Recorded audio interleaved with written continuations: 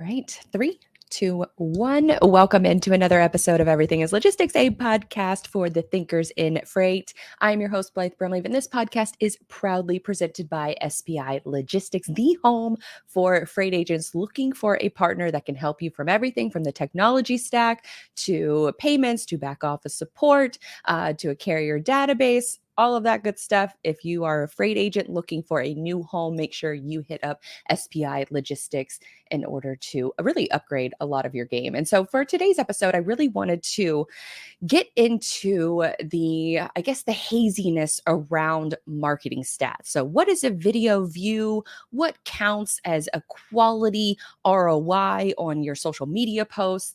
And really talking about the context around those marketing stats and how you can present them to both your audience, whether you're or the executive team, whether you are working on creating content yourself, whether you're sponsoring content, creating ads. There's a lot of haziness around what is a view, what counts as a view. And so we're going to clarify a lot of those different myths in today's show so you can accurately understand your own stats, so then you can confidently communicate those to the rest of your team and to the people who you are reporting to.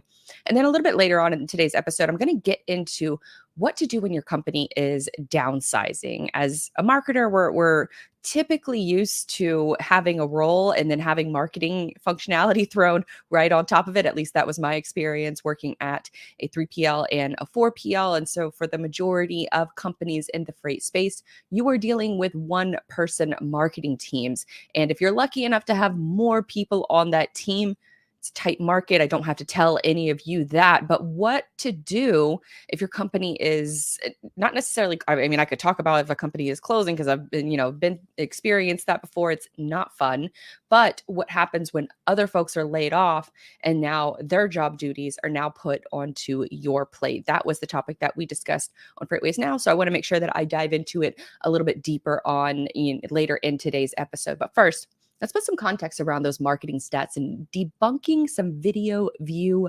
myths. Now, we kind of all know that comparison is the thief of joy, especially in marketing. And when we look at content online, we see a lot of vanity metrics. So we see, a Mr. Beast or a Kim Kardashian or, some of these other creators, influencers that are creating content online and they're getting massive amounts of views. And so when we start to create our own content, whether it's for a business or for, a side hustle or our own just personal enjoyment, we compare ourselves to those stats. And it becomes really defeating when your numbers don't stack up. But that's what happens when you compare your numbers to pointless vanity metrics. I use this example quite often, in that if you were going to be hosting a video like this, if you were going to be hosting a podcast, and I could guarantee you 12,000 views from a wide range of people, or 20 views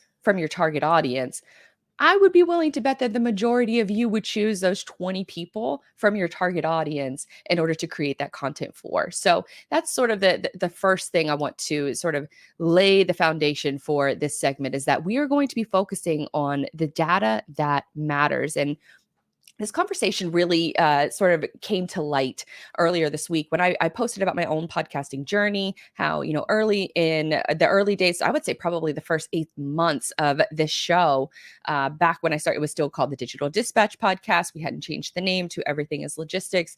And I could see the growth, I could see it, but it was very, very slow. For podcasting, it's a very slow churn. And so what helped me a ton during that time, and it still helps me to this day, is the platform Buzzsprout. They are one of the largest podcast hosting companies in the world, but they release what's called their monthly platform stats. And these are available publicly over on the Buzzsprout website. And based on their data from their podcast host, it's around 32 plays. If you get 32 plays on a podcast, you are in the top 50% of all podcasters. And that is a really encouraging stat. And you might be wondering, that's crazy. 32 plays, that doesn't sound sustainable. But back to my earlier point, would you rather have 12,000 views from someone who probably is not going to buy from you? Or would you rather 20 views from your target audience? And so for podcasting in particular, it is a very initial slow growth before you ever experience that hockey stick growth. Another caveat to keep in mind is that more than 90% of all podcasts never make it past 10 episodes. And so we covered a lot of sort of the business side of podcasting in an earlier episode dropped this week. If you want to hear more sort of insights on the business side of podcasting and what I've discovered along this journey, go listen to that episode. I'll actually link to it in the show notes so you can make sure that you hear more on that. But it led into this further discussion and unrelated to my post earlier this week about those podcast stats. And that is the realization around sort of legacy. I guess let me back up for a second. Legacy media as we know it. So the CNNs, the Fox News, MSNBCs of the world, even ABC, NBC, a lot of that news programming is what I'd like to call legacy news programs that have been around for decades. They are facing a massive drop in audience numbers, and this has been trending this way for quite some time. Over the last couple of few months, we've seen the top talent at MSNBC, Rachel Maddow, she left, or I think, yeah, it's MSNBC that she left her primetime radio slot or broadcast spot, and she left that network. Then we also have, he's not really comparison to these other two folks, but we have Don Lemon, who was fired from CNN. I think the head of CNN was also let go this week, or he's going to be stepping down. So major shakeups over at CNN. And then, of course, we have, Fox News with Tucker Carlson on the outs. And he actually joined Twitter and is joining Twitter to start up his own show and to go not fully independent, but more independent or not independent at all, really. He's just going to a new media platform, a new media ecosystem. And so he's leaving the legacy news, the 8 p.m. primetime news slot, and he's going over to Twitter in order to debut his show. Well, he debuted his show this week. And last I checked, it was a few hours ago, he has close to 78 million views on his first episode over on Twitter. And so it sparks up. There's Tucker Carlson. I'm no fan. I do like to watch media personalities make moves because I like watching the business aspect of media. So I can, sort of pull out a couple different examples so it would help in anybody, really mine or anybody else's who is creating content. It can help you along in that journey to try to figure out why they're making these decisions that they're making. Well, because of that large number, that 78 million number, there are a lot of, and Twitter being Twitter, it's a lot of people on that platform who are not happy that he has that many views on his very first episode. And so it brought up a lot of conversation around, well, what technically is a view on Twitter?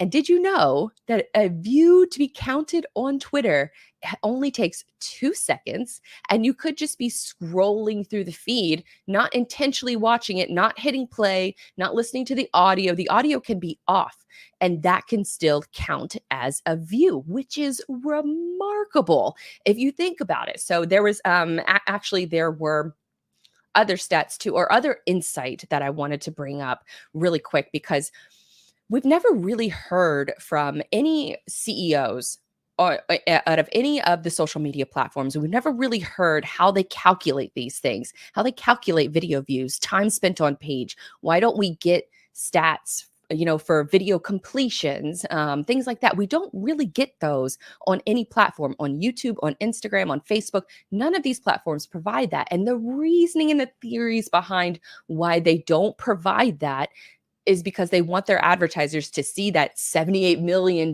number, and they want them to think that many people are actively engaging. So it's passive. It could be passive viewing versus engaged viewing. And so that's where the waters start to get a little muddy. But one insight that I thought was really interesting, and I'm going to share my screen here, but it is with the CEO of Twitter, bringing in another controversial person. Elon Musk was able to share his insight into how these views are counted. And so on the screen, what you'll see right here I think my screen just blacked out. So I'm going to remove that. We're going to re-add it back. But basically on this, it's a Twitter thread that Elon was commenting on. And he was commenting on the fact that for these views to be counted, and I'm just going to read it because it's probably not going to show up on the screen right here. But Elon says, and he's replying to someone else who is sort of gloating about their view counts for videos on Twitter and kind of proclaiming that it's a huge win for free speech, absolute game changer, yada, yada. So if you think about it from that lens, that there are people that are touting these high view counts on these social media platforms, but then you come to find out, you dig a little bit deeper, that a view technically of a 10-minute, keeping in context of Tucker's video, is a 10-minute long video, and somebody only has to watch 2 seconds of it for it to count as a view. So automatically that sounds a little like, that doesn't seem like a stat that should be touted. And there's some more clarification that Elon had when he was referring to these stats, that view count is actually understated, quoting Elon here, as it does not include anything from our API. For examples, the tweets you see in Google search results or on Bloomberg terminals. So Elon's argument is that that's actually low for a Twitter video. It should be significantly more because they're not counting the views that are coming from Google search and other third-party sites. Twitter also has an embed feature on their video. So if you embed that content and put it on your website, even if you're making fun of him or criticizing him or praising him, that view does not count specifically on Twitter. That's a separate view count. So with that said, it's a lot of, I mean, don't get me wrong. It's a lot of haziness around those stats. It's a little misleading to look at that number in the far right corner of the video and be able to say, wow, 78 million people viewed that. So in that context, we don't exactly know how many people started watching that video and actually finished it to the end or even watched halfway through. A lot of marketers out there will say, as long as you watch at least half of the video or maybe 30 seconds or so, depending on the length of the video, of course, then that would be a determining factor on if that video was resonating, if it was a success or not, and it could encourage you to either do more of that style of content or to do less of that style of content. So 2 seconds is all it takes on Twitter. Now, for argument's sake, and to sort of throw some nuance in here, 70 million people is still a hell of a lot of people. And so when you think about it from that even if a tenth of that audience watched halfway through or watched the whole thing, and that's being, I don't even think that's being generous. I think that's actually on the lower end. If a tenth of that 78 million actually watched the entire thing, that is still significantly more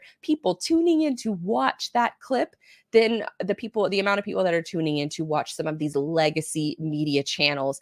Primetime news spot, 8 p.m. on, Monday through Friday. It's anywhere from, 100,000 to 300,000 people viewing it in that time slot. And that's also a time slot where we don't exactly know if somebody is watching intently, sitting in front of the television. They're off doing their own thing. Maybe it's playing in the background and they're cooking dinner or something. So all of those caveats we don't know exist in legacy media as well. I just thought that was really interesting to see some of this start to come to light as to what counts as a video view and what doesn't. So with Elon kind of shining a light on the fact that yes, those count as views after only 2 seconds, but there are factors where the view count could actually be not suppressed, but not counted in full, where the full picture is being shown. So that's what we're kind of, that's the goal of my conversation today, is to be able to give you that perspective so that you can understand, is your content resonating? Is it actually something that people would resonate with and make a call to action from? Share it with a friend, share it with a colleague, bookmark it to watch it later. Maybe they're not in a buying cycle right now, but they could very well be in the future. And you probably wouldn't know it based on some of the numbers that you may or may not be getting in different platforms. So let's talk about those different platforms, because it's not just about Twitter here. Twitter is very low on the totem pole as far as the amount of people that are using social media. So as far as like user growth is concerned, I think Facebook still reigns supreme when it comes to that regard, but there's also a little bit of questionable numbers that Facebook reports as well. They own several other different social media platforms. So are they including those users in their platform as well? As far as growth numbers are concerned, all of that is, a topic for another day. But Facebook, Instagram, TikTok are the top dogs in social media. Then I would follow LinkedIn closely behind that. Snapchat, of course, not of course, but Snapchat is still around, and they do, surprisingly better. They do better than Twitter. So that's another social media platform to keep in mind. YouTube is kind of bundled into the social media platforms, even though it's not quite social. That's a debate for another day. But let's get into what counts as a video view on some of these other platforms. So we know Twitter is 2 seconds, but there are other platforms. So Facebook and Instagram, 3 seconds. They're not that much better. And you don't have to have the audio on. Again, this is sort of a theme, I think, among all of these social media platforms, where they're kind of in cahoots together to, kind of maybe have the same stats and the same way that they report this data. Again, because it's good for their sponsors to see that kind of information and not ask a ton of questions after that. I want you to ask questions and how you can be better at the content that you're creating. So Facebook and Instagram is 3 seconds. The audio doesn't have to be on. This includes video posts and reels.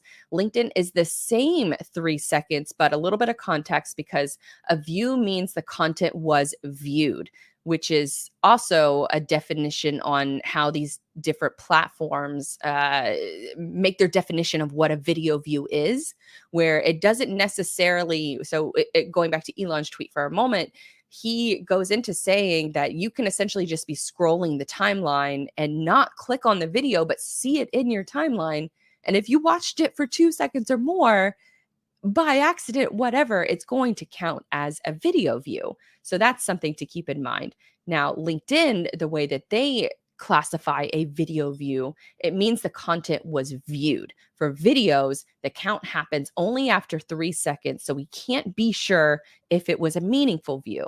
In other words, did you really glance at a specific ad on the newspaper page, but probably not long enough to take it in properly? That comes from a LinkedIn representative. Now, this was a couple years ago, so that may have changed. I do not think it has, though. Another way that LinkedIn measures engagement on posts, especially because we know that, they take other types of posts, text-based, image-based. It's not just, about videos on that platform. So another metric that they use to gauge is on a text-based post that you will see the first intro segment, and then there's a read more. If you click on that read more, that is a signal to LinkedIn that your content is worthy of being shown to more people, because they are interested in seeing more. So they're going to show that content to more people. So that's another caveat to keep in mind.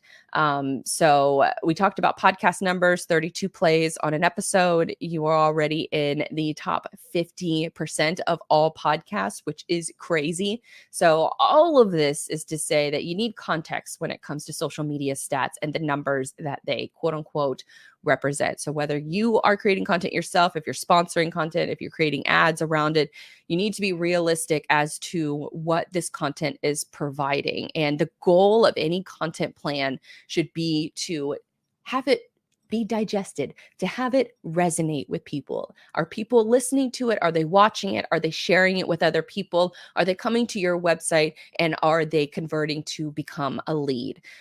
That it's a lot whenever you think about the fact that, you're always going to get, well, what's the ROI question? And with marketing, it's probably one of the more annoying questions that you get asked, because that people just want a singular line of create this blog content, and then you can measure the ROI and you can measure it in an exact straight line. Marketing doesn't work that way. It's very similar to like going to the gym.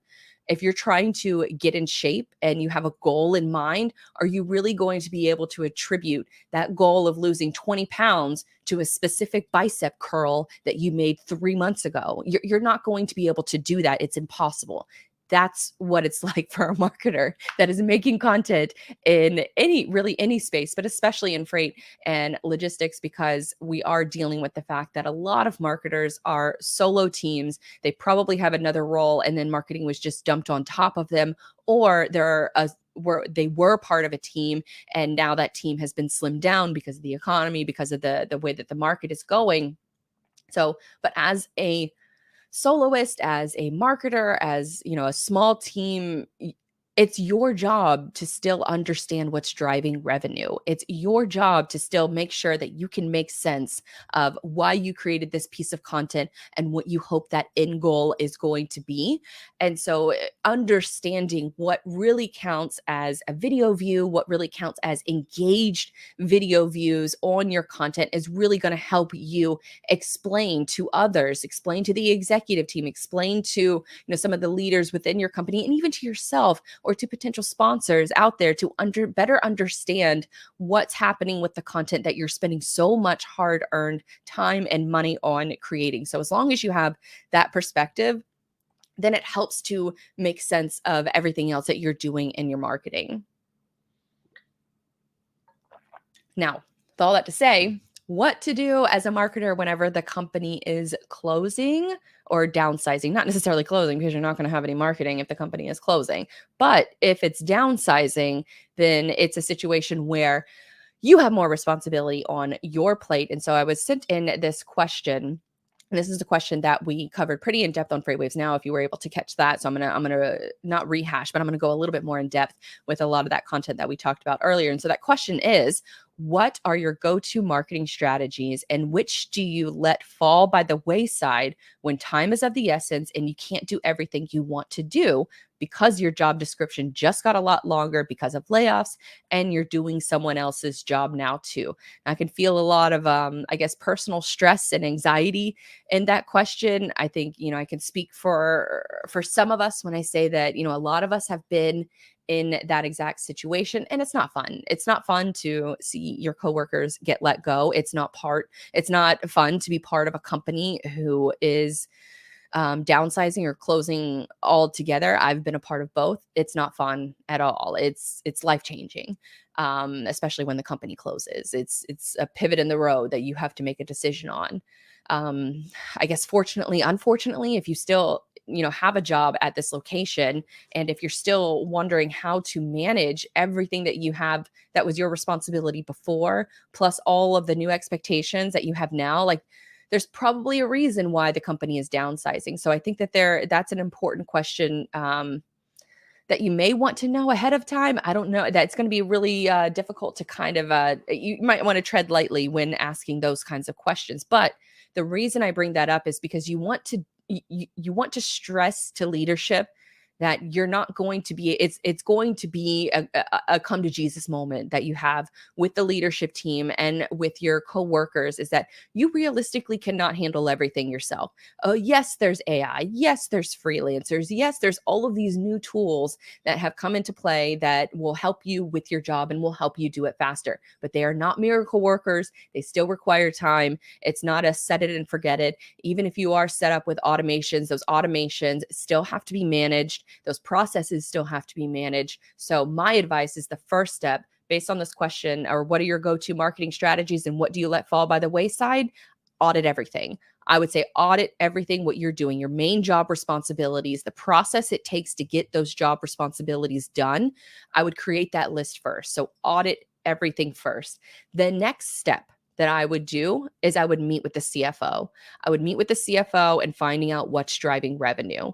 Where are those opportunities as far as content is concerned, as far as marketing is concerned, that you're having the best win rates. If you're winning contracts in this, I mean, you're doing better than a lot of other folks. If you're winning business in this, you're doing something right in this kind of a market. So if thinking about it from that lens, you want to meet with the CFO to find out where the best opportunities, where your highest profit margins are, your most efficient lanes that you run on time, commodities you run on time or regularly. Find out what those are. And then that is a step in the right direction of formulating a content plan. The next step I want you to do is I want you to meet with the leaders and the executive teams. Meet with the CEO individually, or not the CEO, with the CFO. Meet with them individually. Find out where those profit opportunities are. Because remember, as a marketer, you need to know what's driving revenue so that you can reverse engineer it and be able to set your company up for success and set your role up for success. If you're able to, be somewhat successful in a down market, then that is going to create a tremendous amount of opportunity for you when the market starts to turn and make a correction, and maybe hopefully in a more positive light. So I would meet with the CFO, make sure you find out that additional insight, and then I would meet with the leadership team. I would let them know, make it table stakes, make it exactly, let them know all of the roles and responsibilities that you're going to be doing and where you want to prioritize. And the reason I say where you want to prioritize is because there needs to be realistic expectations within the leadership team that you're not going to be able to do everything, because if you're trying to do your job and other people's jobs at the same time, you're going to be inefficient somewhere. And so it needs to sort of, take in all of these tasks that everybody was doing, including yourself, and then you need to reprioritize. And leadership needs to be involved in that decision-making process. They need to know if something is important to that leader. You want to know as well as a marketer, because you want to make sure that you're taking care of the leaders within the organization. But by talking to the CFO, you're also taking care of the revenue side of things as well. Now, once you sort of set those table stakes with the executives, then you can go into regular meetings. This is such a game changer. When I learned this, as when I was working on the editorial side of things at a magazine, we were having conflicts with our sales team. Our sales team was out trying to sell things, trying to communicate things. They weren't communicating with the editorial team. And so that happens a lot in freight companies as well, where the sales team is kind of just flying by the seat of their pants. They don't really have a plan, because in this market, I don't know that you can have too much of a plan or plan too far in advance. But you're trying to do the best that you can. So there isn't a lot of structure in a lot of those environments where you're just trying to get business any which way you can. So as a marketer, what you should prioritize is sitting in on regular sales meetings. Typically, sales teams will have a weekly cadence for meetings so they can review common questions, concerns, target accounts that they're going after, things like that, ideas that they have. By you sitting in on that meeting, you're able to gain that firsthand expertise of what leads are asking when they pick up the phone. What are the cold callers saying whenever they call somebody? Their current customers, what kind of concerns do they have? What kind of questions do they have? Any question that is asked by a customer or lead should immediately go into your content plan. Immediately shoot it straight towards the top, because then you can compare. You can take those regular meetings from the sales team. You can take the goals from the CFO, and then you can take the job responsibilities that need to be prioritized, because you've already talked to the leadership team about it. That might change based on sales conversations, but at least the leadership team knows that you are doing your due diligence and talking with the CFO and talking with the sales team. So then that way your content that you're going to be creating is going to be, a strong focus on what's driving revenue and what questions that those revenue that the revenue is coming from, or what questions do those people have that are sending you revenue. So understanding what questions those leads and customers are sending and asking, that will help you craft better content for your website, for social media, and all of the rest, because that can fuel the rest of your marketing ship, is just simply by listening to what your customers and your leads are talking about. So that's the next step that I would do.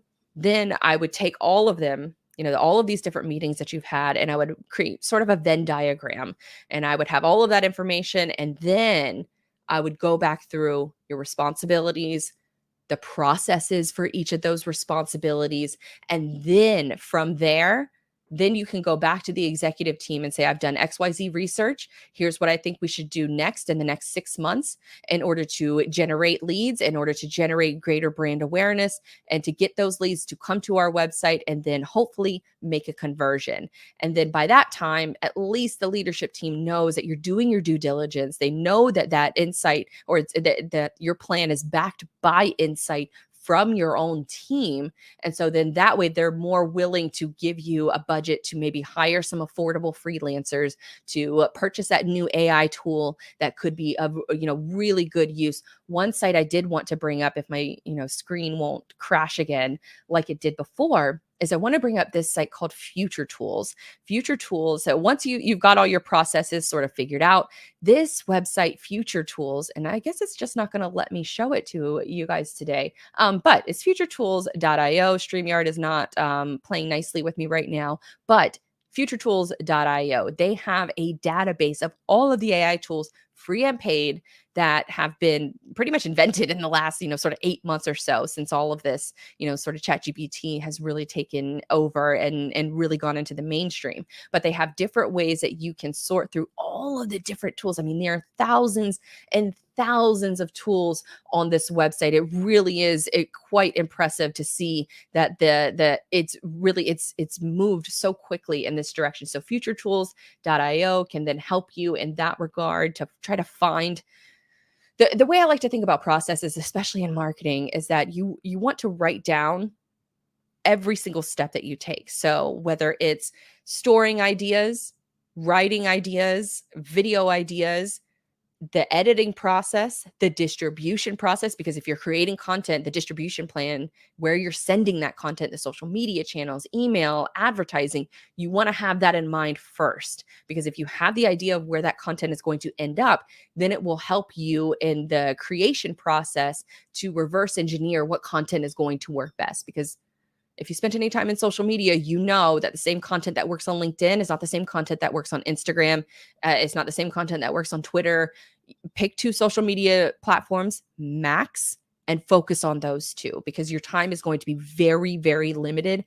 I would even say that if you're a soloist, focusing on 2 different social media platforms is going to be challenging, frankly. So if you want to really kind of hone in and focus on where the best opportunity is. And when I say the best opportunity, I mean the platforms and the channels that where your target audience is hanging out and where you get the most bang for your organic buck. And when I say organic, I'm referring to organic versus paid. If you're doing advertising, that's a separate conversation that deserves an entire show all into itself. But if you're doing organic, there are only certain platforms right now that exist where if you create content for that platform organically, you will have the chance of having a greater reach. So, Facebook is kind of under a recent revolution. I don't want to call it a revolution. I take that word back. I guess maybe a resurgence is maybe the correct way of saying it. But Facebook is started to prioritize creators again. They used to in their early days, and then they got so many users that's when algorithms come into play, because so many users create a lot more content. And Facebook wants to show you the content that's going to keep you on the platform longer. So that's where the essence of algorithms exist. An algorithm is a way to show you the content that they think that you will like the most. So Facebook shut down that reach, I would say probably in the mid 2000s, the infamous pivot to video that a lot of companies did that sort of bankrupted a lot of companies, Tasty Videos, BuzzFeed News, things like that, that really handicapped a lot of their content creation, because Facebook enticed all of these publishers and these creators to come to their platform to create content there, and then they shut their reach off. So they put all their eggs in the Facebook basket, and Facebook said, all right, we have your content now. That's all we really wanted you for. So good luck to you. And they shut down their reach. So meaning that if you say have a Facebook page, you got, I don't know, 1,000, 10,000 followers that are on that page, they just shut down. If you were to make a post on that page to your audience, they would just shut down that reach, and they would require you to pay for an advertisement in order to reach the same audience that you spent so much time and energy building. So that was back in the day. Now I am hearing over the last sort of 5 or 6 months, probably because of declining user growth, that Facebook has started to kind of add a little bit more fuel to the fire of creators that are on their platform. So you are getting a little bit more of a bump in your content if you're publishing to Facebook. But hands down, best organic reach, if you were to invest your time, anyone at Freight can tell you it's LinkedIn. LinkedIn far and away. That's where the shippers are hanging out. It's where the executives are hanging out. It's where the brokers and the carriers and the business owners are hanging out. So LinkedIn first and foremost. Now, if you're trying to recruit drivers, maybe in this time I would imagine that a lot of companies are always trying to recruit good drivers. And so those good drivers are going to be really hard to come by. So maybe for recruiting purposes, Facebook is the perfect place for you. Could be worth an experiment. But LinkedIn is, I would say, number one. I would say number two is still TikTok, because the chance to go viral on that platform is much greater than any other platform. And then I would say YouTube Shorts. YouTube is another one of those platforms that is desperately trying to compete against the behemoth that is TikTok as far as user attention is concerned. They've been pushing YouTube Shorts a lot. And so when you think about it from a YouTube angle, if you're already creating long form content in the form of a podcast or, videos that are 20 minutes or longer, you might want to think about putting them up on YouTube and then using a tool like Opus Clips, where you can plug in a YouTube URL and it'll be able to find and cut different social media clips for you, and you can send it right to YouTube Shorts. I like the Shorts to YouTube angle because it does what TikTok can't do, and send that short form content viewer to your long form content. It's very, very difficult to do that, even if you do go viral on TikTok. If you have one of those short form clips and it does really well, the viewership for that, or the transition for folks to be on TikTok, to leave TikTok and then go to YouTube or then go to your podcast to listen to, it's very slim. Infamously, Instagram, I think their conversion rate on their stories is less than 1%. So putting content where users are with the goal that it's being digested and that they don't have to leave the platform to download your ebook or to get the rest of the video or whatnot. Let the content speak for itself, and then do direct uploads to those social channels. Buffer, Hootsuite, HubSpot, all of these tools are great, but they are all considered as third-party tools when it comes to LinkedIn and Twitter and Facebook and TikTok, any of these other platforms. They'll allow you to post there. They'll allow you to post, the same thing to several different platforms, but they prefer that you go and you do a direct upload directly on their platform. Don't use third-party tools. It decreases your reach. Might be easier for you, but you got to play to some of the the algorithm gods. These are the rules, so we just play by them. And when the attention shifts and the organic reach goes to another platform and it's a little bit better there, then I would give you the same advice. The only good thing from this is that you might feel like, oh, well, this is so exhausting. Why do I want to focus on all of these different social media channels? Don't focus on all of them. Focus on one or two. And then when you get really good at one, move on to the next. And then if something happens where that app gets shut down, or that app, the organic reach is dwindling and falls off of a cliff, then you can use the same skills that you built building that profile on that account. You can move it to wherever the attention has moved to. For a little while, the attention moved for a very brief little while, it moved from TikTok to the platform Be Real. I don't even know of anybody who's using Be Real anymore, but that was one that, had an organic reach for 4 months, and that's maybe being a little generous, but now it's plummeted again. So when you think about what these behemoths of the apps that still exist, they can kind of turn it on and turn it off as far as access and organic reach is concerned. But if you are just looking to cut straight to the chase, reach your target market and not get overwhelmed, just make content that works well on LinkedIn. And the thing with LinkedIn is that you can do video, you can do text, you can do image-based posts. But the only way you're going to learn of what's resonating is to just keep doing it and listen to your customers, listen to your prospects, understand what questions they're asking, then create content that answers those questions with the goal that it is going to be digested on that platform. Remember this. If you remember any sort of key stat from this show, remember that 95% of people are not in an active buying cycle. The overwhelming majority of people in this space now are getting overwhelmed with people trying to get new business out of them. Cold calling is, I don't know who answers cold calls. I don't, but I also don't have a desk phone. So that could be a very good reason why I don't get a lot of cold calls. But even like cold emails or, sales pitches in my LinkedIn DMs, I don't read them. I don't care. I don't have time for it. And a lot of these other people don't have time. When they go to social media, what they're looking to do is they're looking to get distracted from the work that they should be doing. So what you can do to scratch that itch for them is to make content that resonates with them and publish it directly to the platforms where they're already hanging out. So when they become that 5% that does become or evolve into an active buying cycle and they're not in that 95%, then they think of you first, they think of your brand first, and they come to you and they don't even go to Google to try to search for a solution to that problem because they know that you are solving it because of the content that you've been creating. So just to sort of recap a lot of those different steps, audit everything, set expectations with leadership, meet with the CFO, sit in regularly on sales meetings. If they won't let you sit in regularly on sales meetings, then ask if a note-taking app like a Otter.ai can join that meeting. A lot of meetings like that are remote.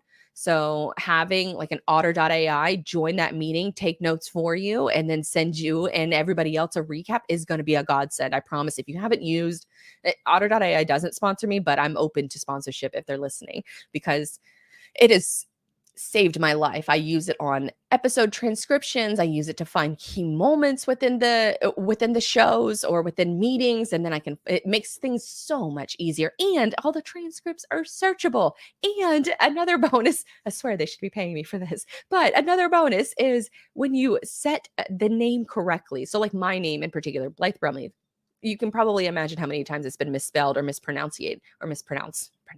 Jesus, it's been mispronounced. So during when that happens in Otter.ai, I just have to fix it once. And so every new transcript that I've uploaded since then, or every new meeting that I'm a part of, Otter.ai knows, and they spell my name correctly in all of the after all of the meetings. After I said it that once, they correct it from here on out. So if you have a challenging name or a difficult name or even your company name, just know that you can set it and forget it in Otter.ai. So I guess I should probably recap this again. Otter.ai, number one fan right here. But sit in regularly on those sales meetings. Try to get a tool like that or a note-taking app in order to help you if you can't make all the meetings and just be able to have that searchable database that you can go back through. Write out your prospects, that too. Write out your processes. Use AI where it makes sense. Make sure you have a way to measure leads. I haven't actually talked about this one yet, but you need to find a way to measure leads. And the way that I do this, and the simplest way to do it and the most cost-effective way to do this is add, how did you hear about us to all of your high intent forms on your website? Because you don't want to be the person that does all of this work, sits in on the sales meeting, meets with the executive team, makes all the content, publishes it to social media, and you don't want to be doing this for months and then go to your website and realize the goddamn forms don't work. Like infuriating when it's happened to me, infuriating. So you want to make sure probably before you create a lot of content directing folks to come to the site and convert, you want to make sure that the forms on your website work. And then the next step is to add a field to those forms that says, how did you hear about us? Make it required and make it a free text field. Don't add a drop down. Don't add check boxes. Just make it a free text field. If you make it a free text field, then users are much more willing. Like if they're already at the point that they're going to come to your website and they're going to convert, the biggest complaint I hear is like, oh, well, people won't fill out the form if they have to answer this one random question. It's not true. It has zero impact on how many people are going to, if you've done your job and people come to the site and they're ready to convert, that one question is not going to prevent them from doing business with you. And if it does, that's probably not somebody you want to work with anyways. So add, how did you hear about us? No check boxes, no drop downs, make it a free text field and make it required. That gives you the most insight that you could ever imagine. I have it installed on all of my sites. I have it installed on my client sites. You would not believe the kind of feedback that we get on those forms. One trucking company in particular that we asked this question on the driver applicant forms, and we get answers like, I met so-and-so driver at a rest stop. I saw I saw one of your trucks driving down this interstate.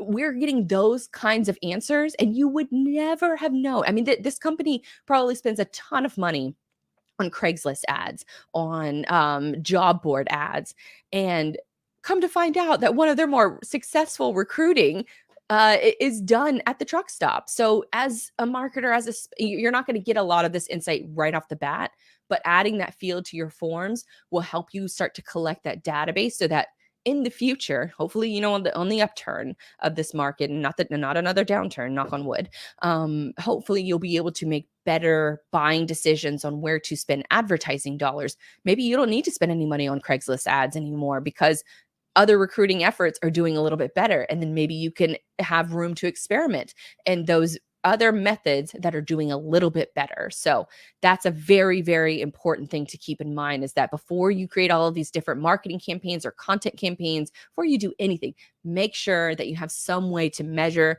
that lead conversion that's coming through on the website. So then that way, when those leads do convert, what's resonating the most. It could be one salesperson that's really knocking it out of the park and that's actively publishing to LinkedIn or to Twitter or to random like Reddit or Facebook groups. All of these things matter, but you need a way to measure them. So then that way it helps you not only now, but in future budgeting decisions. So make sure you have a way to track leads, focus strongly on distribution. We kind of already touched on that. Make sure you pick one or two channels tops in order to distribute your content. I think email is also a big win, but you also want to be a little cautious of email because everybody's inbox is so flooded. I know I'm not the only one who treats email almost as like a to-do list. So when I get an email, it's either delete, read, or to take care of later on. Most of the time, I'm just deleting and moving on with my life because I get too many damn newsletters. So just something to keep in mind. So focus strongly on your distribution. And then one final thing, realize you're not alone. This industry in particular has a lot of marketers that are soloists, a lot of marketers who are also founders or who work for small teams, who are wearing a ton of hats. You're not alone. There's social media groups that you can participate in. There's connections that you can participate in, especially on LinkedIn. Twitter is kind of growing as far as that's concerned, as the freight community is concerned. And then I would say there's other associations, TMSA, Transportation Marketing and Sales Association. I'm a board member for them. And that is really our bread and butter, is helping those folks who feel like they're alone. Now, our annual conference, by the time this episode airs live, the conference is coming up. By the time this episode appears on the podcast, the conference will probably be close to the end. So TMSA's annual Elevate conference is happening in Savannah.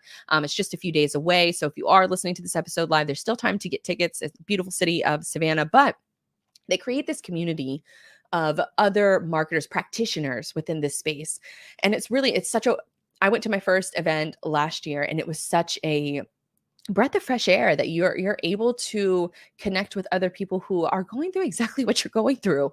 And initially, I think a lot of folks are worried that like, oh, I don't want to share my like company trade secrets. It's like, no marketer is like sitting and waiting in the wings in order to steal your marketing idea. That doesn't really happen. So with this, especially with this group, we're all trying to get better. We're all trying to learn from each other. And it really is the situation of a rising tide lifts all sails. So know that you're not alone. If you can't make it to TMSA's annual conference this year, there's another one around this time of the year for next year. That will be the 100th anniversary of the TMSA. So I'm going to wait to reveal any sort of details about that. And then also just feel free to join the group. You might not have the funds to be able to join as a member, but connecting with other TMSA members will actively help you in your marketing journey. And that group will actively help you to put you in a position where in the future, hopefully you do become a member. But if not, it's not like a situation where they're waiting for like the IOUs or anything like that.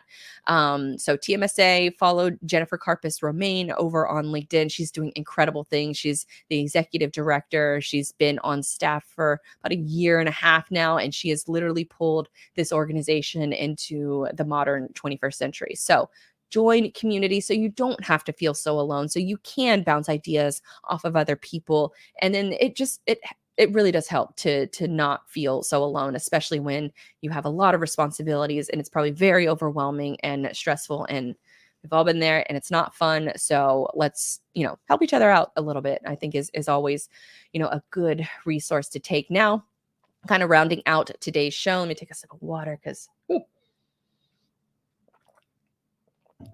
I'm starting to create a little bit more of a format for these shows, which is nice. So I have gentle reminders for myself to promote the episodes that we've released over the last week. Of course, the conversation with Jennifer Carpus Romaine, that is the evolution of the TMSA. You can actually go check it out on the Everything is Logistics podcast feed. So be sure to check that one out. I mentioned what does real success in podcasting look like if you're interested in that. That one was also just published this week, and a couple of other stories that I really want to shine a light on is the Freight Agent Trenches with Steve Burrows. He is a freight agent for SPI Logistics. One of the coolest people I've ever met. I actually got a chance to meet with him in Vancouver at SPI's annual Freight Agent Conference. He is a character. His whole family is lovely, and they thrive on running their freight agent business as the family. If you want to work for his company, you better marry into it. And he says it on that episode. It's a really interesting episode. So be sure to check that one out. And then last but not least, the relationship between venture capital and logistics with Autotech Ventures.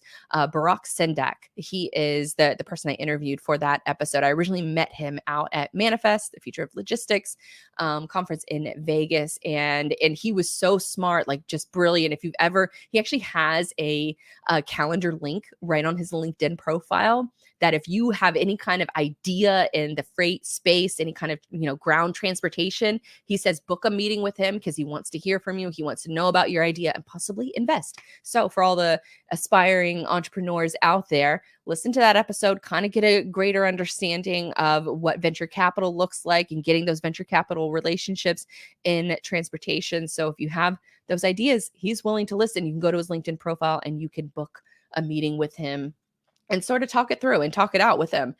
So great guy, really love chatting with him. So I think you'll enjoy all of those episodes. So you got your weekend listening marching orders, I guess is the right phrase to say for that. But that about does it for this week's episode. So thank you all so much for tuning in. You can catch more of my work over on everythingislogistics.com. That's where all of my social links, email newsletter, all that good stuff is all located, including past episodes as well. So all those episodes that I just talked about will be available right there on the website immediately as you listen to this. So until next time, thank you guys for tuning in, and go Jags.